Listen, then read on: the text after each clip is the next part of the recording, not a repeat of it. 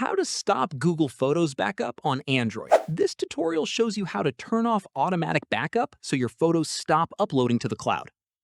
First, open the Google Photos app on your Android device. After that, tap on your profile picture at the top right of the screen. From there, tap on Photo Settings. At this point, tap on Backup. In the next step, you'll see the backup toggle at the top. Go ahead and tap on it to turn it off. Following this, a pop-up will appear asking you to confirm. Tap Turn Off to stop the backup.